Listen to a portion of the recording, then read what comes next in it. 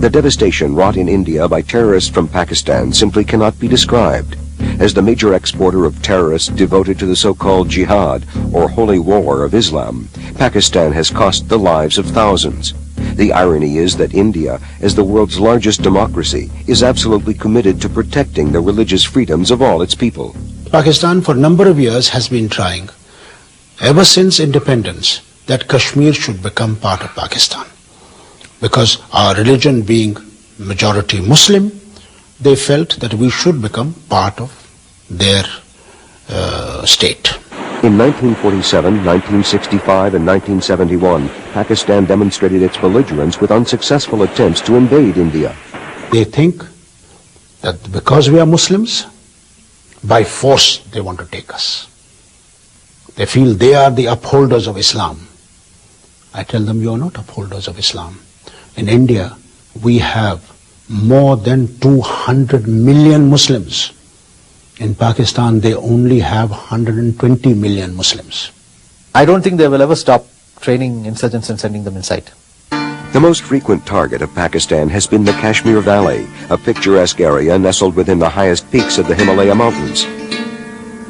Here, Muslims and Hindus lived together in peace for centuries, respectful of each other's customs and traditions.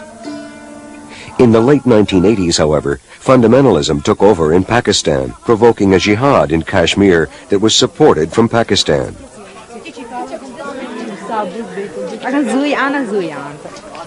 The insurgency started sometime in 1990 when a large number of Kashmiri youth went across the line of control into Pakistan-occupied Kashmir. They were welcomed there in Pakistan-occupied Kashmir and they were put into training camps organized by the Pakistan ISI. There they were trained and they were sent into India. Brainwashed with tales of religious persecution in India, these teenage boys were given extensive physical training and detailed instructions for handling a variety of explosives and guns. The flow of arms into Kashmir from Pakistan has been staggering. More than 10,000 weapons have been captured over the past 6 years, but this is only the tip of the iceberg. Pakistan avows no involvement in the delivery of guns to militant boys in Kashmir, but the evidence speaks for itself. The widespread use of guns by these Pakistani-trained militants in their hometowns began a reign of terror that has cost thousands of lives and resulted in the wholesale destruction of complete villages. Kashmir's economic mainstay, tourism, evaporated almost overnight. Skilled craftsmen, such as these carpet weavers, lived comfortably off the sales of their goods in local showrooms. Now, with the tourists gone, these men are making only a fraction of their former income. All this political quarrel, whatever the persuasions of various hues, has cost him very dearly. Kashmir is not only the most beautiful valley, Kashmir is also inhabited by people who are very broad-minded, who are really with a rich common culture. Even the Muslims and Hindus of Kashmir, they were ethnically one, they were culturally one. When we talk about Kashmir, it is bleeding, it has been bleeding since 89-90, and the bloodshed continues with the heavy toll of lives of the Kashmiris. Driven from their homes by the terrorist acts of the Muslim militants, many of the Kashmiri Hindus, known as the Pandits, were forced to seek refuge in camps many miles away under the harshest of conditions. We have got no homes. Yes. The second problem is that our youth is totally ruined. Yes. They have got no education facilities. Been able to get nothing at all. No education facilities, no job opportunities, nothing of that sort. They are totally ruined. They are totally frustrated. They have been totally alienated. But thousands of Kashmiri Muslims also fled from the increasingly violent militants, like this woman whose husband and daughters were kidnapped. उसके बाद 14 दिन तक मुझे कुछ अपने husband का पता नहीं लगा। 14 दिन के बाद मुझे एक कोने में मिलिटेंटों ने मेरे बच्चों को लेके रखा और मेरे घर का सारा सामान लूट के ले गए। मैं अपने शौहर को ढूंढते ढूंढते हर मिलिटेंट के घर गई। मैंने अपनी जिंदगी की भीख मांगी कि उन्हें छोड़ दो, उन्होंने नहीं छोड़ा और मुझसे ये कहते कि आप हमारी कस्टडी में आ जाइए ना, you are very bold, very smart, आप हमारी कस्टडी में आ जाइए। उसका नाम था अकबर भाई, वो अफगानिस्तान का मिलिटेंट था और हिजबुल मुजाहिदीन के मजीद डार के साथ बैठा हुआ था और मुझे कह रहा था आप हमारी कस्टडी में आ जाइए, हम आपके शौहर को छोड़ दें। उसके बाद 15 दिन हुए।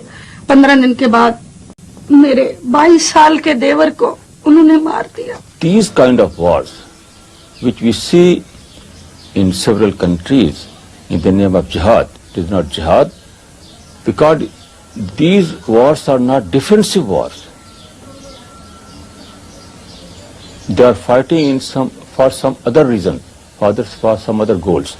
At a border security force installation in Kashmir, captured terrorists are eagerly awaiting visits from family and friends. Several volunteered comments on how they were misled by Pakistan about the jihad they were to fight in India.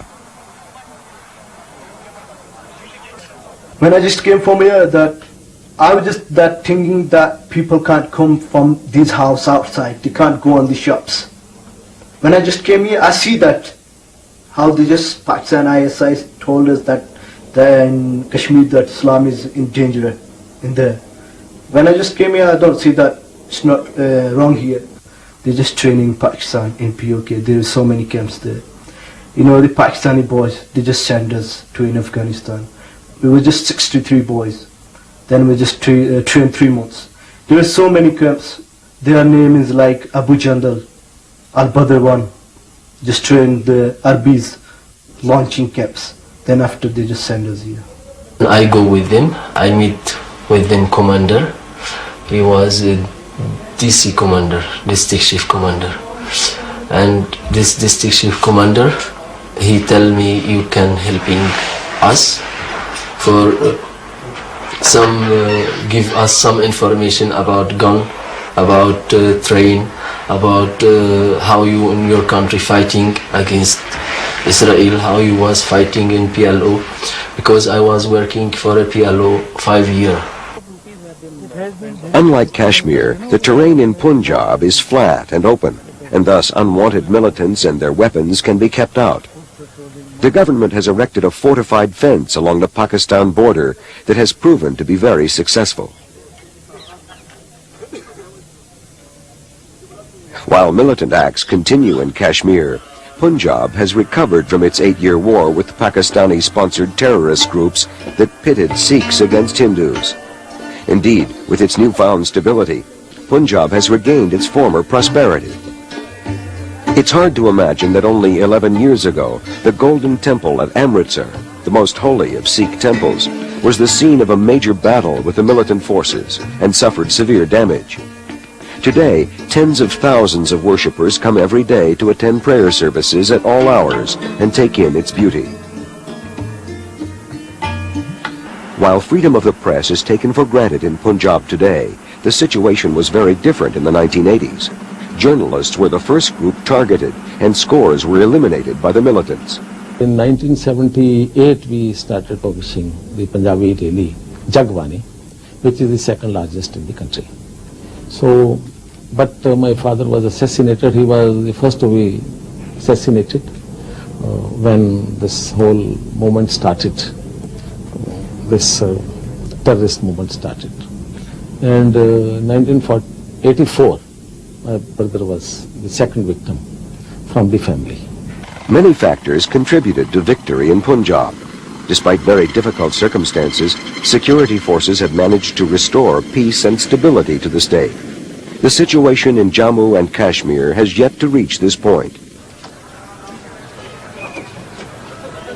Because of the type of violence, because of the nature of violence perpetrated by these people, there was great resentment among the people in general, and they wanted the violence to end. And I think here the stage was reached earlier. In Jammu and Kashmir the stage has been reached a little later. But this is the stage where the general mass of the people are thoroughly disgusted with the type of violence which is going on there. This is not to say, however, that Pakistan's export of terror has not been felt here in the United States. Can anyone forget the World Trade Center explosions?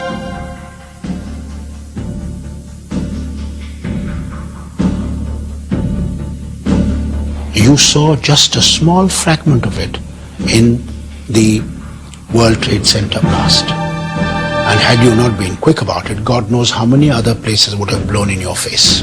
I do not see how you in America cannot see the danger that Pakistan is preparing for the rest of the world peace. This is not the world order that you are thinking of. Militant Islamic fundamentalist organizations are raising funds in your country. They are using your country as the base for destabilizing this world. Certainly, it is time for Pakistan to answer some hard questions.